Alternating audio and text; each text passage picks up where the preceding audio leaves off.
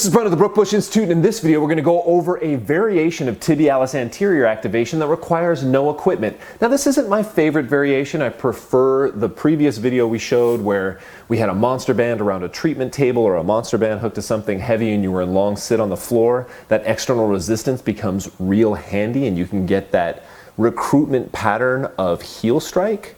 But I understand that those monster bands can be hard to hook up if you don't have a treatment table, if you don't have something really heavy to hook up to, if you don't have room behind that heavy object to hook up to that you can actually get in long sit position, you're kind of out of luck. So this idea of having a variation where you don't need equipment, that becomes very handy for things like home exercise programs, for group exercise classes, and for team training where you're trying to do a little movement prep. Obviously, tibialis anterior activation is going to help get some inversion, help fight against pes planus, or feet flat during an overhead squat assessment, which we know is going to be beneficial for all of our athletes. I'm going to have Melissa come in. She's going to help me demonstrate.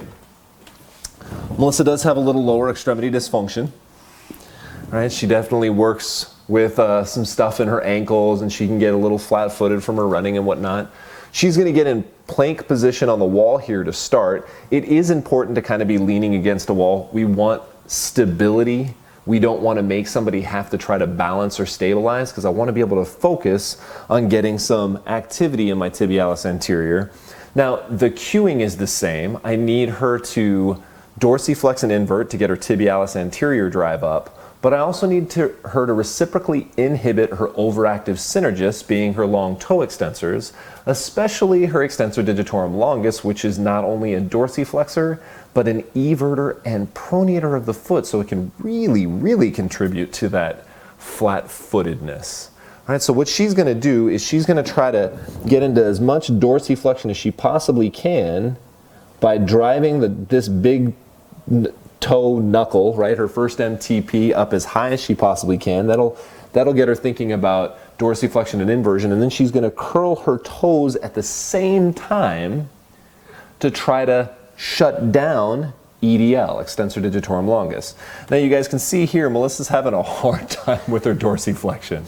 So we're doing this barefooted only because we want you to be able to see her toes, but you could technically put something under her heels and have her put her shoes on, as you probably would in a group environment anyway. What you put your heels on could just be a couple weight plates that are around. All right, and now she's going to have some room to actually get some dorsiflexion. A good thing for you guys to watch out for is if the person can't get their fifth metatarsal or the lateral side of their foot off the floor, they probably need a little heel rise to make this really effective.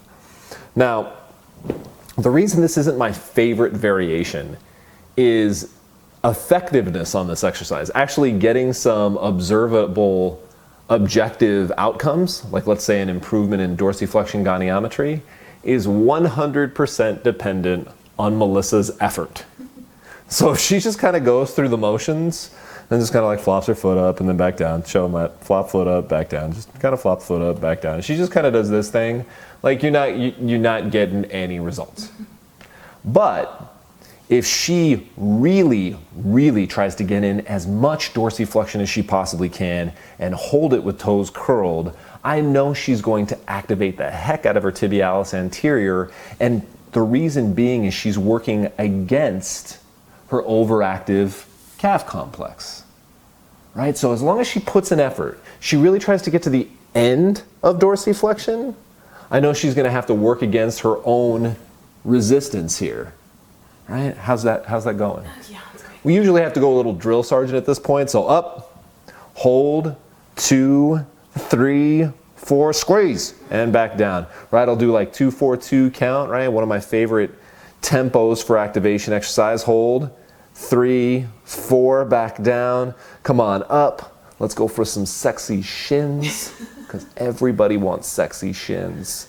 Back down, up, hold. Now if she gets really good at this, maybe I've had a couple sessions with her, you guys have had a couple group training sessions where everybody kind of knows what they're doing. So you can do both feet at once, right? So we can dorsiflex on both sides once they get a handle on it. Kind of cut our time in half for this particular exercise. Hold, squeeze as hard as you possibly can. Good. Up, 2, 3, 4. 4. I don't see the lateral side of your foot high enough. Come on.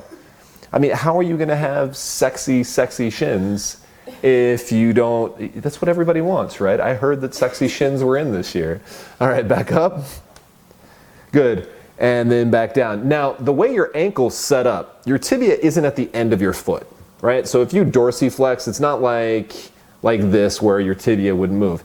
Your tibia is actually a bit forward, kind of in the middle-ish of your foot, the middle third of your foot. So when you dorsiflex, your calcaneus actually goes down and you end up lifting up your whole body weight, which means that if you do one foot at a time, it's actually really hard. All right, so I'm gonna have her lift this leg and you guys will be able to see the dorsiflexion and inversion on this side as she struggles, which she is definitely struggling. Melissa, you gotta work on this. I know. Obviously, this would be a little easier for her if we maybe did a little bit more mobility work to start off with. We, release her calf, mobilize her ankle, stretch her calf, and then do this stuff. But with that being said, you guys can see how this variation doesn't require much equipment. It's fairly easy to coach, right? You can just, once they get foot up and in with toes curled, you can kind of cue a bunch of people through that once. And then the nice thing is we can go straight into our reactive activation, which is that heel walk video I have up, right? And we can even gamify that in a group and do what we call penguin walk marathon, right? Where you get heel walks and you time it and see who can walk the longest. Right, so have a little fun that way. And it all starts, of course, with this. And of course, it took no equipment.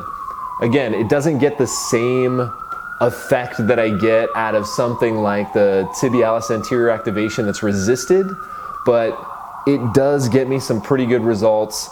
Obviously, it comes in handy. Obviously, for home exercises, it's perfect.